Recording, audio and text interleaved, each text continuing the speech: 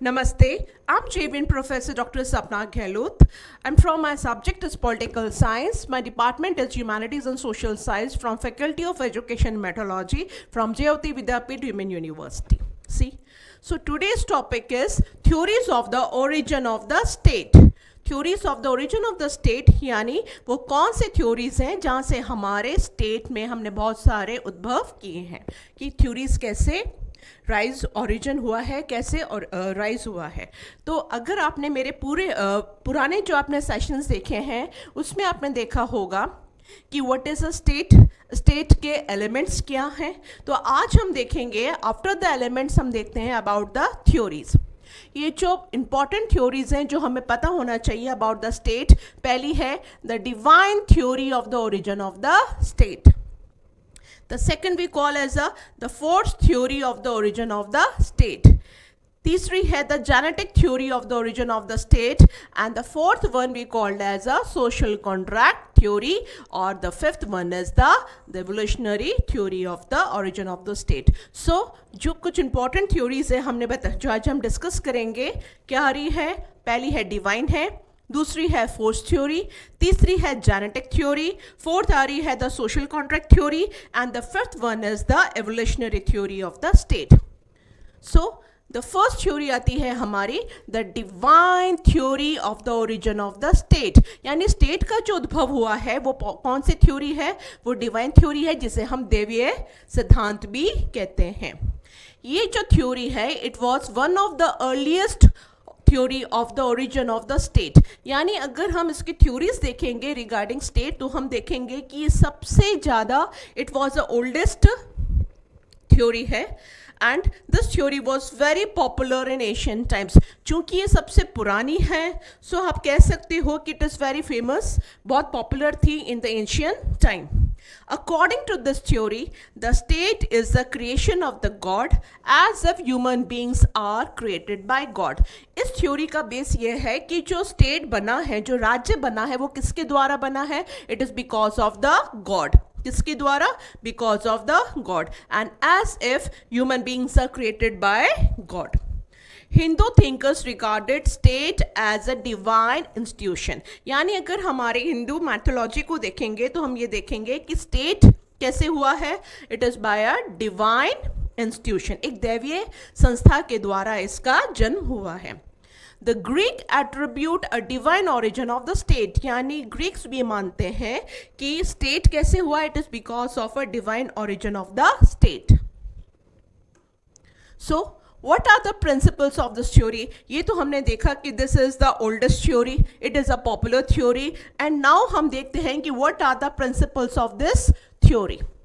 So the first is the king was given political power by God, यानी ये वो एक थ्योरी है जिसमें किंग को क्या दिया गया है? सारी शक्तियाँ दी गई है। किसने? गॉड को। हम ये मानते हैं कि फर्स्ट प्रिंसिपल है the king was given political power, किसके द्वारा? बाय गॉड के द्वारा। सेकेंड, किंगशिप इज हेरिडिटरी, क्या है ये? इट इज अ हेरिडिटरी, यानी वंशानुगत, एक के बाद एक दूसरा राजा। The king is answerable to god alone, यानी गॉड किसके लिए है? किसके लिए है? ही वो सुप्रीम अथॉरिटी है, गॉड एक सुप्रीम अथॉरिटी है, तो किंग क्या है? किंग किसके लिए आंसरेबल है? किसके लिए? Towards the God only. It is a sin to disobey the king, यानी हमें किंग को follow, it is a sin to disobey the king, चूंकि ये रिप्रेजेंटेटिव है, प्रतिनिधि है किसका? ईश्वर का, गॉड का, तो हम उसको फॉलो करना पड़ेगा। किसको? किंग को, otherwise it is a sin to disobey him. The next, the bad king will be judged by the God but not by his subjects और बाय एनी ह्यूमन एजेंसी, यानी अगर किसी किंग के द्वारा कोई प्रॉब्लम होती है या उसके कुछ आप कह सकते हो कि उसकी जो व्हाट यू कैन से उसके द्वारा कुछ गलत काम है, क्या है, तो गॉड उसको पनिश करेगा या उसको देखेगा। बाकी आप कह सकते हैं कि जो बाकी सब्जेक्ट्स हैं यानी जो आम इंसान है वो किसके द्वारा है? It is towards the king.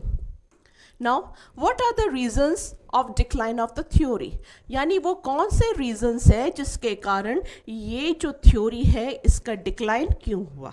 पहले आपने देखा कि स्टेट क्या है, स्टेट के कितने एलिमेंट्स हैं, फिर आपने देखा what are the origin of the theory of the state, फिर आपने देखा उसका और प्रिंसिपल। अब हम देखते हैं कि क्यों ये जो थ्योरी है जिसे कि हम बहुत ओल्डेस्ट मानते हैं और इसको बहुत पॉपुलर मानते हैं, लेकिन इसका डिक्लाइन क्यों हुआ। पहली चीज इसका इमर्जेंस रहा कि it is a emergence of social contract theory, यानी नेक्स्ट पॉइंट ये हुआ कि ये क्यों इसका डिक्लाइन हुआ, क्योंकि अब समय के साथ होने लगा कहीं ना कहीं हमारे यहाँ और भी थ्योरीज राइज हुई, जैसे कि सामाजिक समझौता थ्योरी, सोशल कॉन्ट्रैक्ट थ्योरी, जो किसी गॉड को नहीं बल्कि मैन इंस्टीट्यूशन के द्वारा, कॉन्ट्रैक्ट के द्वारा बनाई गई है। तो राज्य कैसे बना है, स्टेट कैसे बना है, through the social contract. Next, victory of democratic ideas, victory of democratic ideas, यानी with the passage of time, with the development all this things, हमने देखा कि लोगों में अब गॉड की तरफ नहीं अपितु कहना कि डेमोक्रेटिक विचारों को लोगों का आने लगा है। अब लोग हमारी स्वतंत्रता, हमारा जस्टिस, लिबर्टी, इक्वालिटी, इन सब की बात होने लगी है, और as a result now there is a democratic ideas को हम ओपन करने लगे।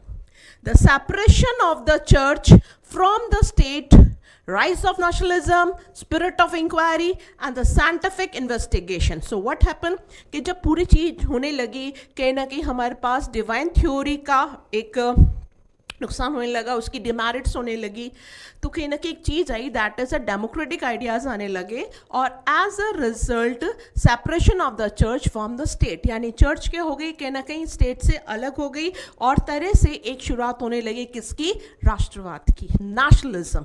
हमारे पास किसकी शुरुआत हुई, नेशनलिज्म की शुरुआत हो गई। कहने के लोगों में अब साइंटिफिक इन्वेस्टिगेशन होने लगा, यानी फैक्ट की बात होने लगी, यो चीज़ है किस लिए है, फोर्स है, स्टेट बना है क्यों बना है, रीजंस है, उसको डिवाइन की नहीं बल्कि फैक्ट की तरह स्टडी शुरू हुई।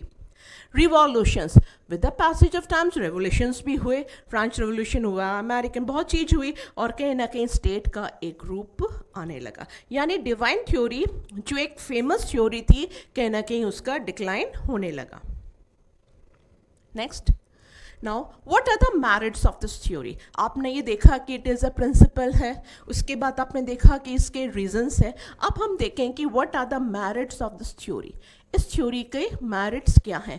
पहला ये है कि ये थ्योरी बहुत ही सिंपल है and is easy to understand, यानी एक ऐसी सिद्धांत है जो हमें बहुत सरल रूप से और समझ में आता है कि हाँ डिवाइन थ्योरी किसने बनाई है, इसका ओरिजिन क्या है, इसके प्रिंसिपल क्या है। Next, this theory lies in the emphasis on the moral force, यानी ये जो थ्योरी है वो किस पे फोकस करती है, ऑन द मॉरल, यानी कि न कि नैतिकता की बात करती है। जो चेंज हो रहा है, समझ हो रहा है, जो राज्य के बारे में बात आ रही है वो क्या, it is a moral force. It was useful to impose law, order and establish stable rule, यानी हम ये मानते हैं चूंकि राज्य बना है, स्टेट ने इसको बनाया है, वो किसने बनाया, बाय गॉड, तो ये मानते हैं कि it was useful to impose your law and order and to establish stable rule, यानी एक ऐसा स्टेट जो क्या होना चाहिए, उसमें एक स्टेबिलिटी होनी चाहिए, वहाँ पे लॉ एंड ऑर्डर चलना चाहिए, और किसके द्वारा, थ्रू द गॉड, और इसका जो स्टेट है क्या है, किंग क्या है, वो प्रतिनिधि के रूप में काम कर रहा है। Next, what are the demerits of this theory. So after the merits of this theory हम इसके डिमेरिट्स देखते हैं कि व्हाट आर द डिमेरिट्स। पहली चीज है कि this theory is far from reality. सबसे बड़ी जो इसकी कमी रही है, जो सबसे बड़ा इसका डिमेरिट है, वो है कि it is a far from reality, ये वास्तविकता से बहुत दूर है, क्योंकि हमने बोला है कि ईश्वर ने बनाया है, गॉड ने बनाया है, रिप्रेजेंटेटिव किंग है, तो ये आज के डेमोक्रेटिक आइडियाज में ये हम इसको नहीं मानते। तो फर्स्ट डिमेरिट इसके यही है कि it is a far from reality. Second, this theory is used to justify the despotic rule and against democracy, यानी इसके जो आइडियाज है, इसकी जो प्रिंसिपल है, it is against the democracy, और कहीं ना कहीं डिस्पोटिक रूल की बात करता है कि जो राजा है वो क्या हो गया, सुप्रीम हो गया, अथॉरिटी बन गई, क्योंकि उसको किसने बनाया? गॉड ने एक प्रतिनिधि के रूप में उसको खड़ा किया। तो इसको जो क्रिटिसाइज कर रहा है वो ये चीज़ है कि ये जस्टिफाई करना का डिस्पोटिक रूल के लिए बता रहा है, and it is very wrong.